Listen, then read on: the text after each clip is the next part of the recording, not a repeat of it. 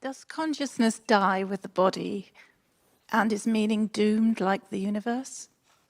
Well, I don't know, I would say. I mean, we don't understand consciousness. We don't really understand its place in the cosmos, let's say, but I'm not qualified to answer such questions. I would say, though, that no one stops listening to a symphony because they know it's going to end. And so I think, in some sense, our proper task is to find the meaning within the finite. When I had clinical clients who were consumed with such questions, because, you can pick a time frame of evaluation that makes all your efforts futile, right? So, well, the sun is going to envelop the earth. I think it's 4 billion years, so get ready. It's like, well, what's the point of stopping this baby from crying when the sun is going to envelop the earth in 4? Well, yeah, you all laugh, right? But that laughter, you see, that's a sign of wisdom.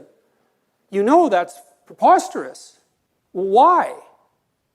I mean, that's the existential question, right? It's like, well, if we're all doomed to ashes and decay, why do anything? Well, I used the baby crying for a reason. I mean, who in the world is going to use that argument to not feed their baby?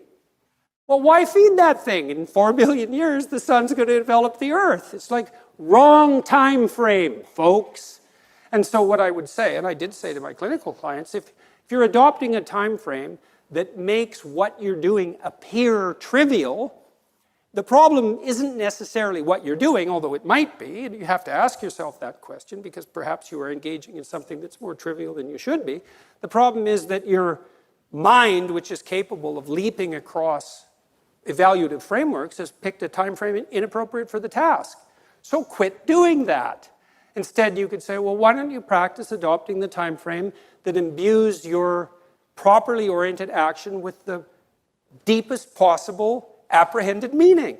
And why would you not think that the fact that that meaning manifests itself with the proper choice of time frame, why wouldn't you accept the fact that's indication of a valid choice? It certainly feels like it. You know what it's like. You get engaged in something, a deep conversation, a piece of music, a piece of art, something you love doing, someone you love being with. You get engaged in that. You lose your sense of temporality.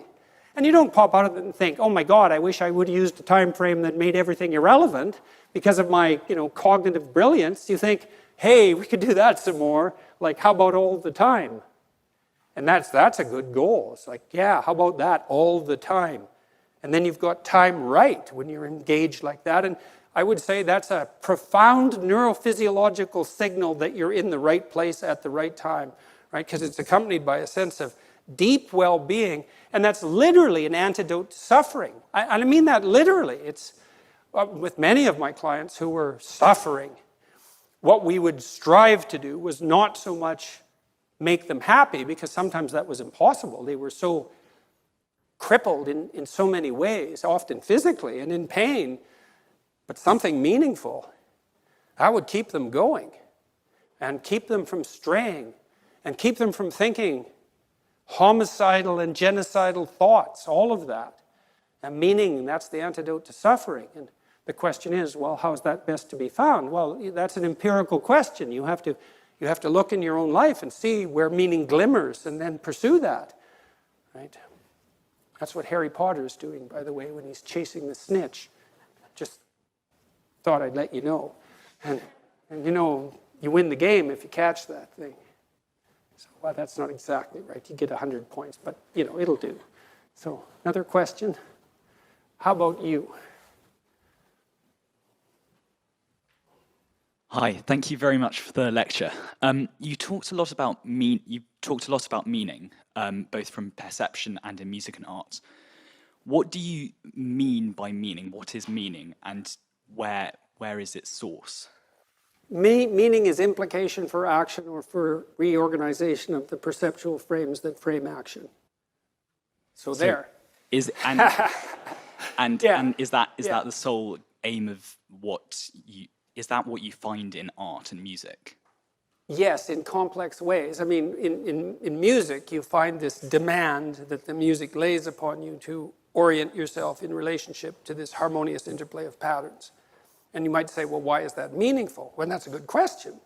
Well, it's because you're acting out something like the adaptation of your soul to the structures of reality itself.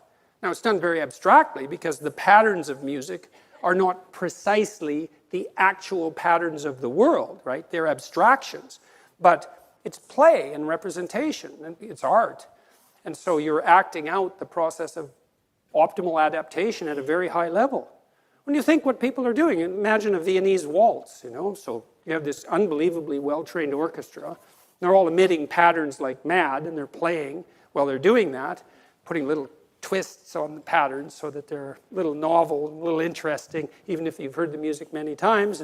You have the conductor who's keeping all these specialized subsections operating in harmony, and then you have the couples dancing, and they're trained to do that, but they're cutting the rug, you know, in the same way. They have their moves, and they're trying to impress each other, and there's a mating aspect of that, and they're all doing that harmoniously, and it's a complete vision of a ordered society, right from the subatomic realm, let's say, all the way up to the cosmic realm.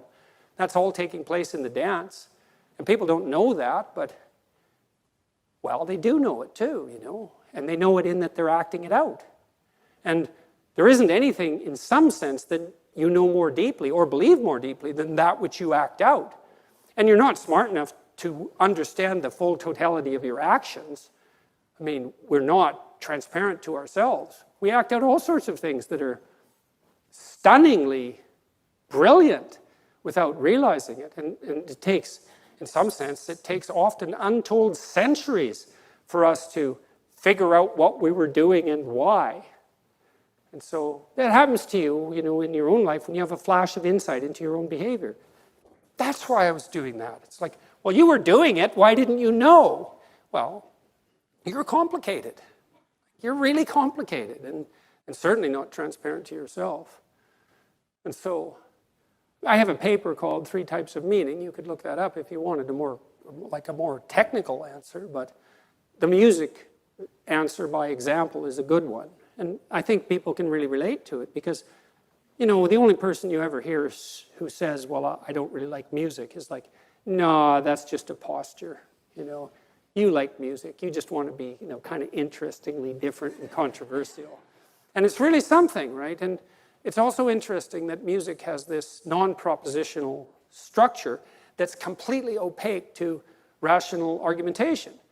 You know, I used to like to watch punk rockers, yeah, especially the ones who did mosh pit punk rock. And, you know, I went to a Ramones concert once. It was quite comical. I was on the 2nd floor. It was so loud. I couldn't hear for 3 days after this concert because it was a pretty little theater. We sat about 800 people, and they had their stadium speakers in there. It was like sonic wall of sound. And we were above this mosh pit, and there was all these like nihilistic punk rockers down there smashing into each other and throwing themselves off the stage. And I thought, for all this talk of nihilism, there you are dancing to the harmonious patterns of life. It's like, you know, smash the state and all of that. It's like, we'll groove to that. Yeah, it's very comical. So even among the most propositionally nihilistic, they still fall in love with music. It might be harsh and grating to some ears, but you start where you can. And, you know, I like the Ramones, so that was fine with me.